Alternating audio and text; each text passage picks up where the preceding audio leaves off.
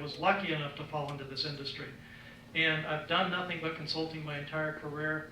And I think as an engineer and a consultant, it's time for us as an industry to move beyond simply selecting right-sized HVAC systems.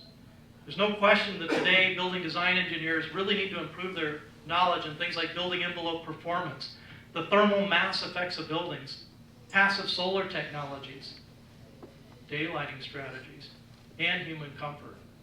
We have to become experts in delivering high-performing buildings. The time has come for us to dramatically improve the performance of the buildings that we design, construct, and operate. And I believe we at least have a responsibility to consider the possibilities. What if energy is treated as a valuable limited resource and not as a commodity that simply follows the laws of supply and demand? You know, a lot's changed over the last year. You know, we're starting to see demand starting to outstrip the supply on many energy sources. Whether we're talking about our automobiles, or we're talking about the electricity bill in our homes, at our businesses, or even the gas bills. What if we can incorporate the ethics of energy responsibility, environmental responsibility into every building decision we make? I also find it pretty interesting when I talk to developers that have been involved in the green building movement for many years and truly understand the benefits of building green and owning green buildings.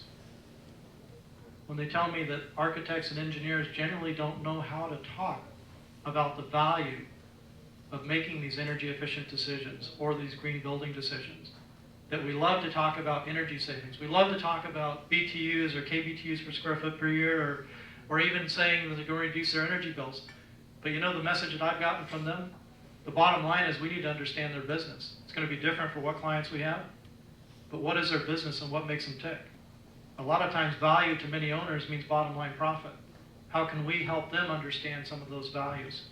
There's a great study that was done by CoStar that was just released this last month. And if you don't have your hands on the information, I'll be happy. It's actually included in the slides that I gave you guys that'll go on the website, even though it's not in my presentation.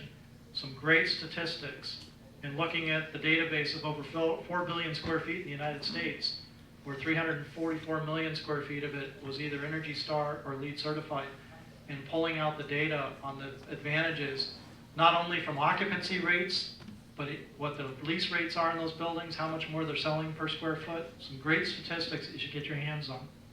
And it will be in the slides. What if we could help building owners to set clear energy performance goals for all projects at the beginning of a project, before we even start to draw building shape? I mean, that's what we're really here for, right? I mean, we can do these things. This is not something that's rocket science. And what if we could meet those goals by working together with the entire building team to integrate the building envelope, the lighting, and the HVAC systems to meet the indoor environmental needs of the occupants? And let's not forget about operations and maintenance. What if these buildings also provided for simple and effective operation and maintenance?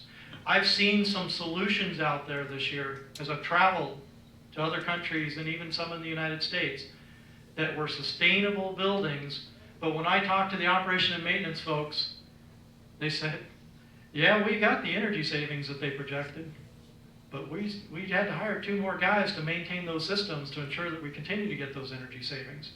You know, sometimes we really have to take into account. You know, it's been said in the past, I think Einstein actually said it very well. You know, true engineering is about making it simpler, but not simpler than what it needs to be. That's really good engineering. We can design complex solutions, but that's not where I think we're going when we're looking for elegant solutions. Now, you know, a year ago when I threw out this challenge, it seemed like it was a long ways off, but we're starting to see it actually happen now. Not only with the ASHRAE building energy labeling, we're seeing this implementation that's occurring in Europe. I saw similar type things in Thailand. Canada is now doing the same thing. But what if we actually measured and reported the actual energy performance of all buildings? You know, I've had other engineers this year tell me, well, you know, Kent, that sounds great, but, you know, that's really going to increase my liability and my risk, and, you know, I don't know if my insurance company is going to insure me for this. And, you know, my response as a practicing engineer is the standard of care is what applies to our industry.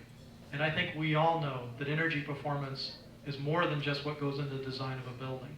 It's how it's constructed, it's how it's commissioned, it's how it's operated, and we have to understand that everyone has a part in this. But that doesn't mean we don't go and measure these things. We need to actually measure these things, and we need to understand how these buildings actually do perform. And finally, what if beginning today, each of us were to accept our responsibility to aggressively incorporate energy efficiency and can deliver better energy efficiency year after year?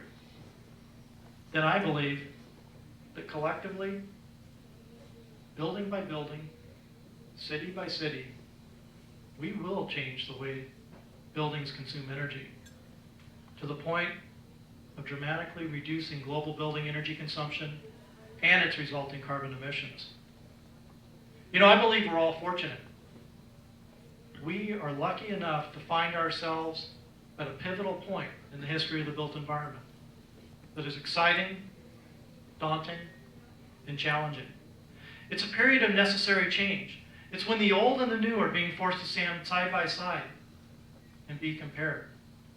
And trust me, it doesn't necessarily mean that the new wins out. In some cases, we're actually going back to the old, or things that we've dismissed 30 years ago and said these weren't good technologies. We're finding out that some of these are actually better. But it's really when our accomplishments of the past are going to be replaced by your possibilities of the future. You have the possibilities. But you know, you have to be willing to at least explore those possibilities. If we were to substantially improve building energy performance, I believe we need to become more innovative in our thinking, more elegant with our solutions, and more determined to delivering outstanding building performance. You know, I began this evening by telling you it was a wonderful time to be an ASHRAE member. Just think about the positive difference that we can make by working together. After all, our profession and ASHRAE is all about providing a better future. I think that this is going to require not only leadership, but it's going to require your determination to be able to actually provide that innovation as we begin to move forward. You know, Albert Einstein has that saying up there, imagination is more important than knowledge. Let's not lose the imagination that we had even as we were younger.